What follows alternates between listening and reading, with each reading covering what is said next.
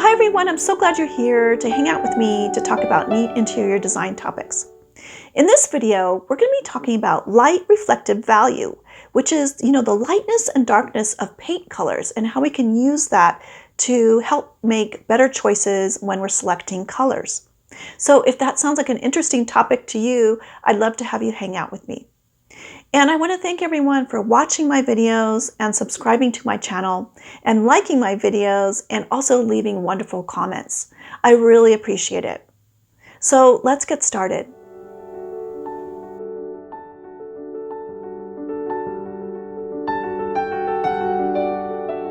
So first thing we're going to do is take a look at what is a light reflective value. So a light reflective value has to do with how much light is being reflected or absorbed into a color.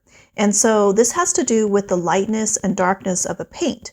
And just knowing, how much light is going to be reflected off of a certain color. And how light or dark that will make a space look and feel. And it's based on a scale from 0 to 100 or 0% to 100%.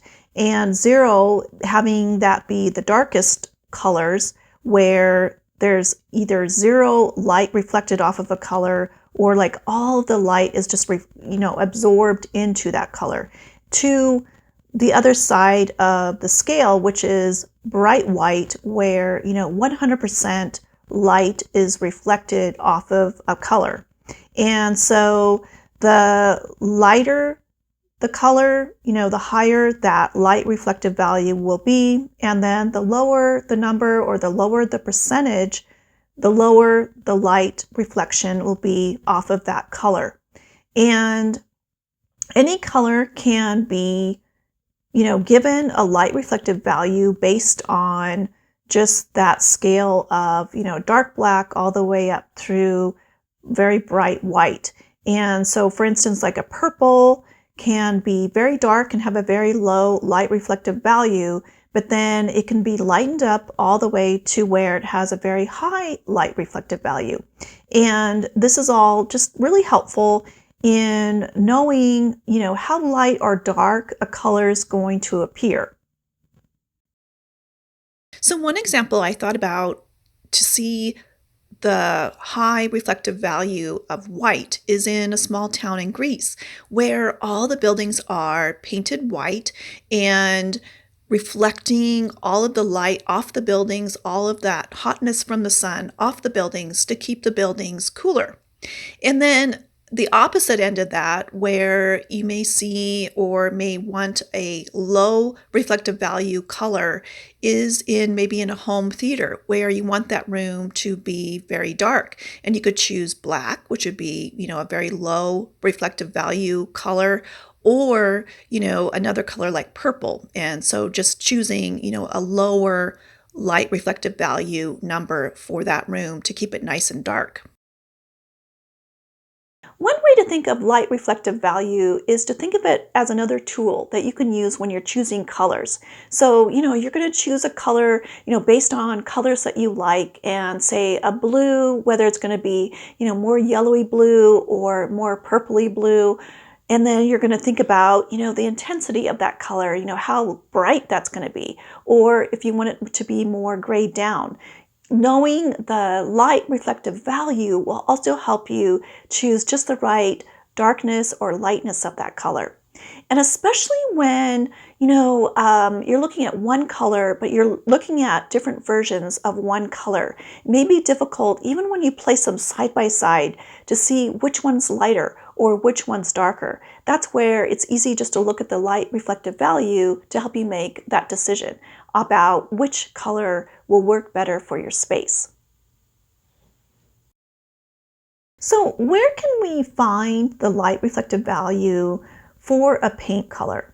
Well, one of the best places to start is just to look at a paint sample.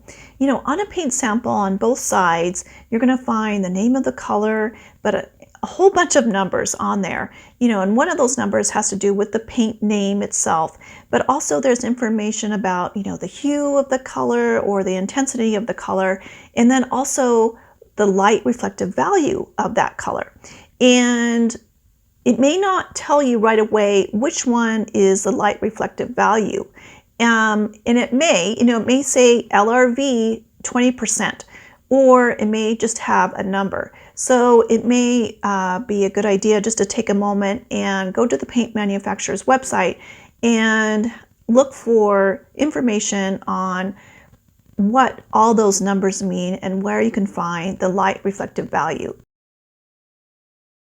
So let's take a look at where using the light reflective value is really helpful when we're narrowing down a color choice.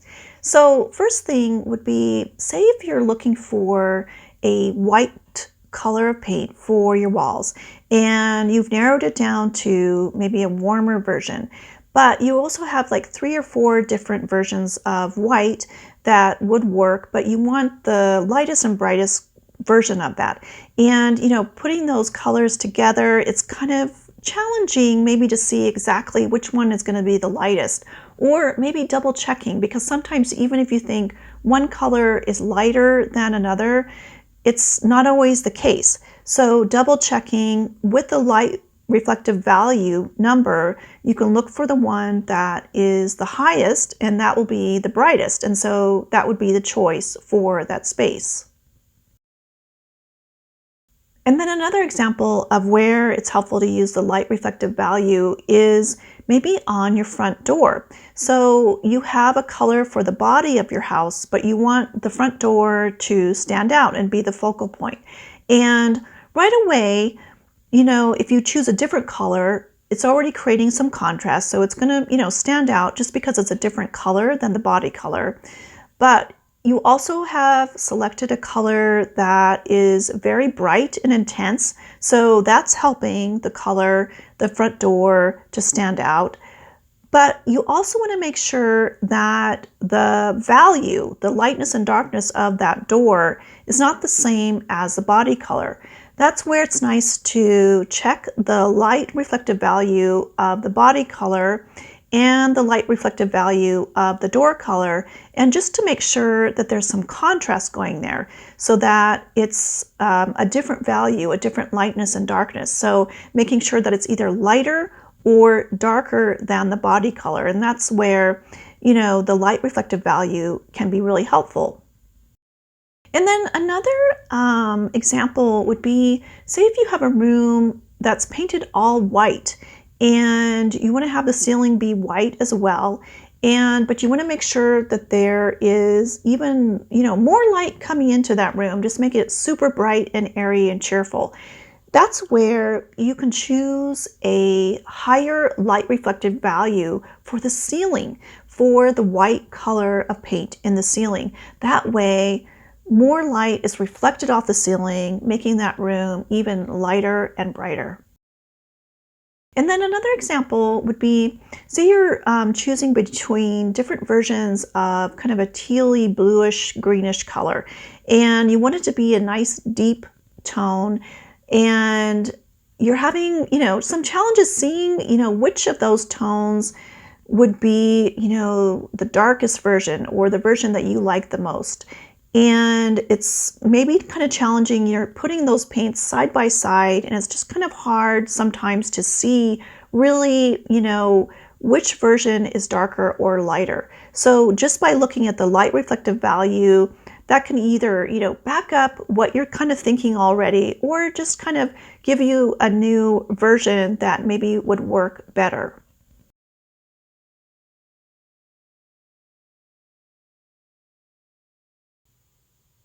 So I hope you enjoyed this video all about light reflective value and how you can use that as another tool when you're selecting colors.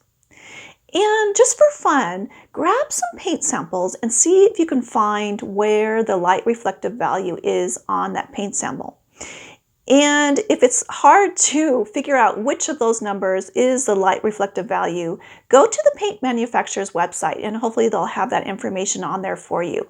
And just take note of that. Look at the paint samples and take note of, which versions are lighter or darker. Maybe you can see that right away, but then if it starts to get, closer in value and it's hard to see which one's lighter or darker, take note of the light reflective value, and then you can kind of see which one is lighter or darker.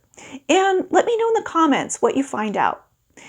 And I just want to thank everyone again for watching, and I really appreciate you being here with me, and I hope you're doing well, and I look forward to seeing you next time, and take care.